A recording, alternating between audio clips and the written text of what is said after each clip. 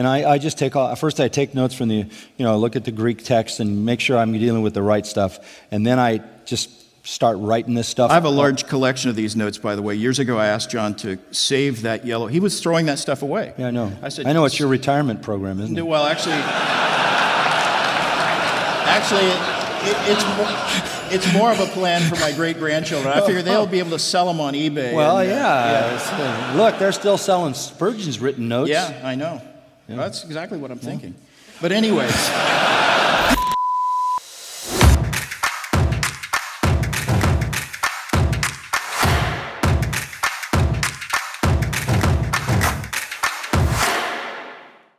I'm just saying it's amazing. If you can be with me for 35 years and never lose your temper, that's really quite remarkable. Even my wife will tell you that. No, I've never seen you angry in my presence. I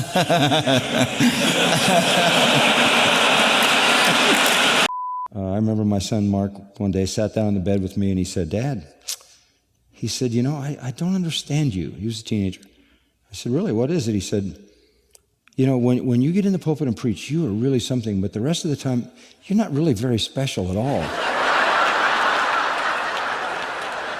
He was absolutely dead serious. A lot of us have noticed that about you. I want to set up this question for you. I prepare my sermon notes on a computer, and then I actually mark them up with a Flair pen. And all of that's an abomination to you. I heard you recently say that you think that is not the best way to go. And so I wanted to ask you to give us your thoughts on that, on sermon preparation and your use of pen and ink and all of that. I really feel that writing with a pen, especially a fountain pen, slows me down because sometimes I have to change the ink. And that slows me down again. It's almost a sacramental act to change the ink, isn't it? Let me tell you something. Well, the answer to that is no. Yeah, in fact, the question most people ask me, and they put it one of two ways: are you planning then to preach from the Old Testament? And a few people have even said, are you planning to preach through the Old Testament? Really? Hi. A lady asked me that, and I said, "Ma'am, look at me. Look at me." I'm the guy who seems to always be the odd man out, confronting everything. I don't know why either, but it's what I love about you. I don't know how I got to this point.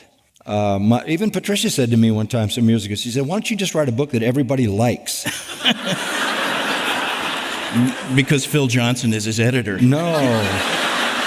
I think great preachers write their sermons. And I would think that you guys do, just because I know. Actually, the way you said it last time was you didn't know of a single great preacher who didn't do it that way, which pierced me to the heart. But I actually don't know of any preacher who uses a Flair pen. We did persuade you to get an iPhone. Yes. So you use a cell phone that actually has email capabilities. Yes, right? and I can actually read things on it. Yeah, in fact... I can't send things, but I can read them. In fact, just to illustrate, you guys need to hear this, just to illustrate John's technological limitations, he'll say to me, "Yeah, just fax that to my cell phone." And I go, you mean like email you an attachment? He goes, "Huh? No, just, you can fax it to my cell phone." And I finally figured out what he meant was email him an attachment. But that's whatever. But when I get one of those attachments, there's nothing there to read. Yeah, is that what I have to push that little box? Yeah. Oh, okay.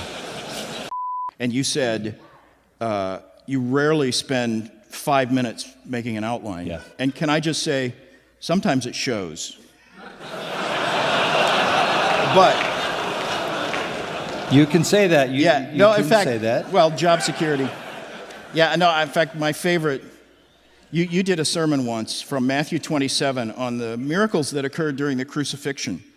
and you had doubly alliterated every point. There were like 6 or 7 points. I forget how many miracles there were, but I do remember your outline, because it had to do with the tearing of the curtain in the tabernacle, and you called that sanctuary desecration, and then there was the supernatural darkness, and when you got to the earthquake, you called it soil disturbance.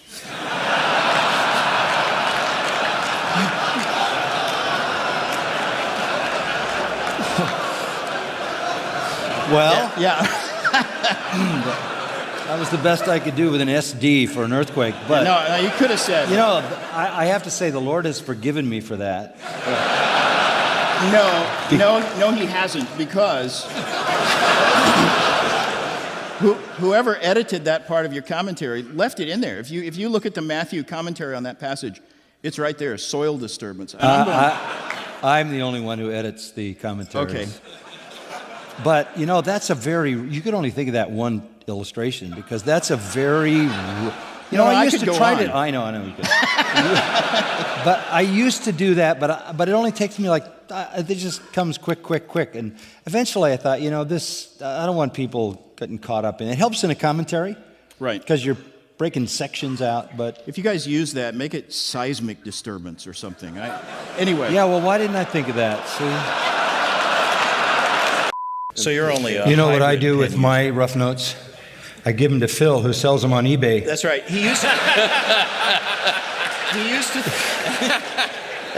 I don't sell them on eBay, but it's true. He used to throw them away, and I said, "What are you doing?" He said, "These are notes I'm not going to use anymore." I said, "Give them to me." So I've got a file cabinet full. So you haven't started selling them on eBay? You're waiting for me to. My grandchildren will do that.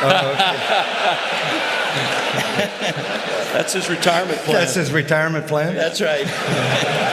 When I came the first time to your house to meet you, Yes. you sent me over to some Ramada Inn with orange carpet Yeah. to stay there, and they had no heat, and it was in the dead of winter in Chicago.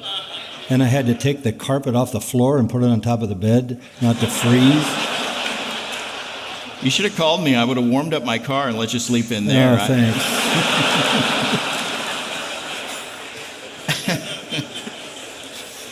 Yeah.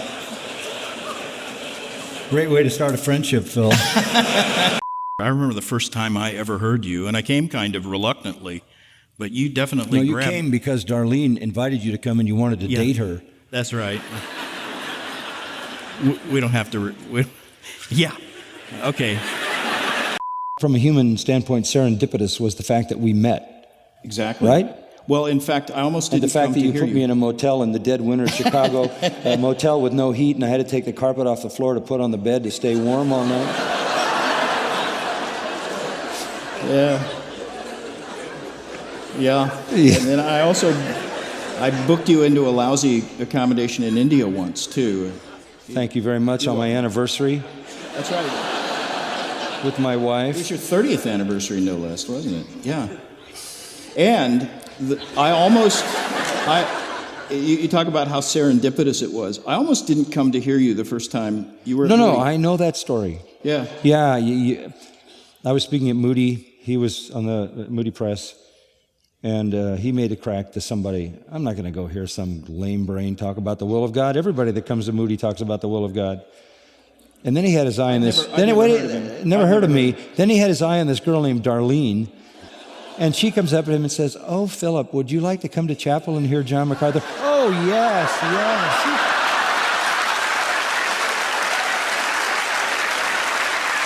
Right? That is exactly what happened.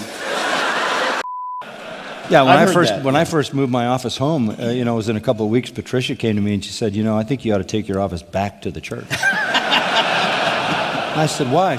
She'd never received rejection at the level that she'd received it in the weeks that I came home. I feel your pain. I know it.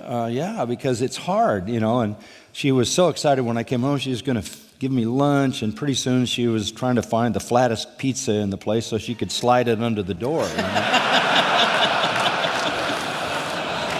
Now, and grandchildren don't make that any easier, And then they bring the grandkids over. Yeah. Then what are you going to do? No, when we had kids, I couldn't have my office at home. Then the kids were gone, and now the grandkids come, and they don't knock. Grandkids don't knock.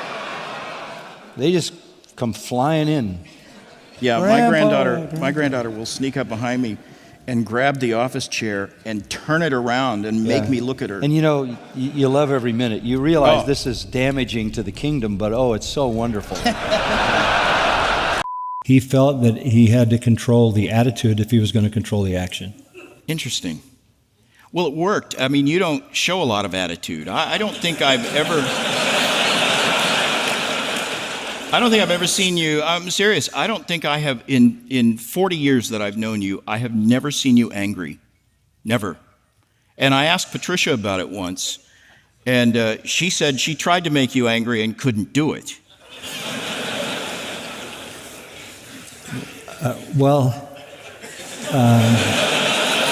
Another sort of recent controversial issue that you didn't say anything specifically about, but it relates to You're an not issue. looking for information on this. You already know the answers to Yeah, everything. yeah. You just want But people want to hear what you say. I know. You're just putting me on the spot. Okay. Sometimes I'll, and this is why I put the, pyromaniac stuff in your books.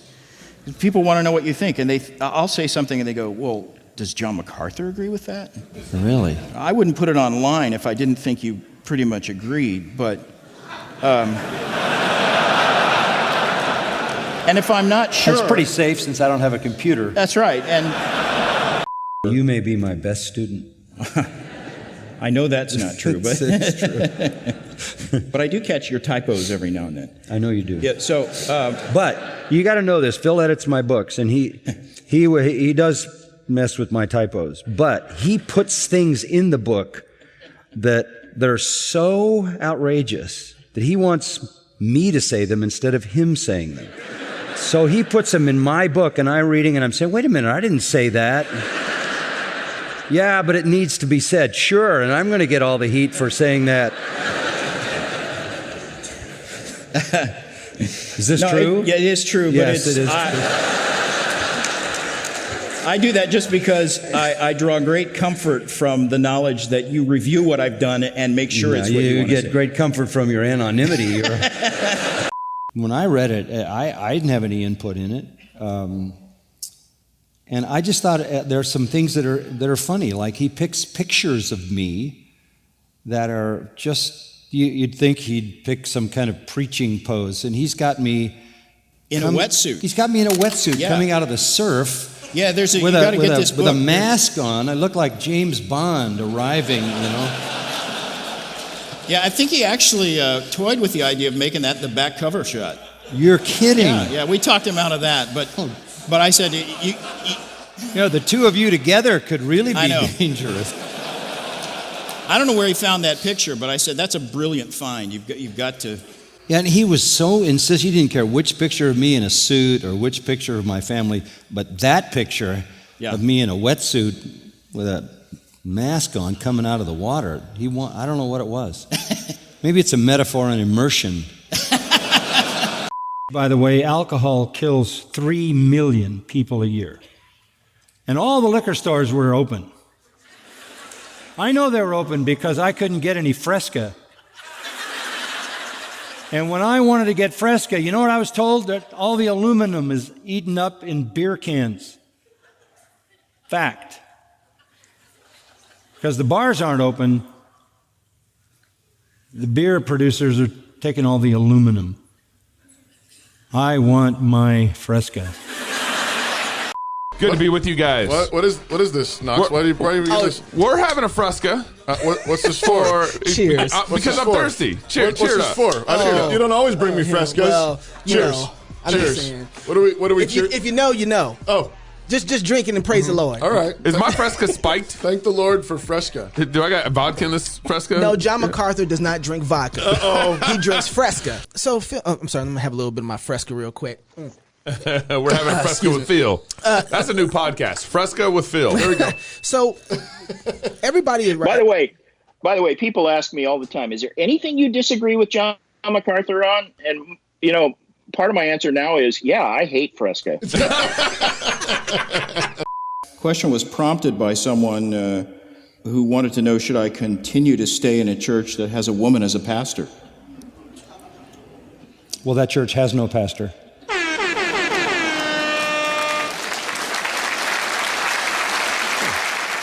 Now, not to press, but I have a similar question. You know, there's water here. I can get rid of you. That's why you edit my books. That's why you need an editor. That's right. Yeah, that's why. Anyway. Yeah, but you know what he does a lot of times? He'll say something so inflammatory after he's edited something, and I'll come back to him and say, Phil, did I say this? And he'd say, no, I added that. I said, Phil, you can't do that to me. You can do that in your own book. So that's why he called his website Pyromaniac. Okay, anyway. Before we move too far away from the question about women, here's another question. This is the last one, I promise, but I'm just giving you the ones that came in. No, I know. You're not responsible for any of this, Phil. Now, what if your pastor affirms all of those things, at least gives lip service to it, but she's a woman who believes. Well, I mean, that isn't even there's no discussion there because the Bible couldn't be more clear on that. I permit not a woman to teach or take authority over a man. That's end of case. That's Look, there are 66 books. But you know this, don't you, Phil? I do.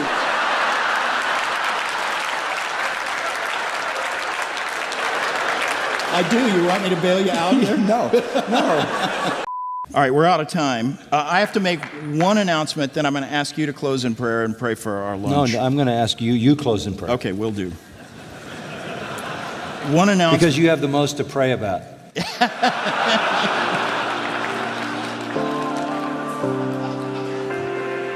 Suddenly I'm worried about job security.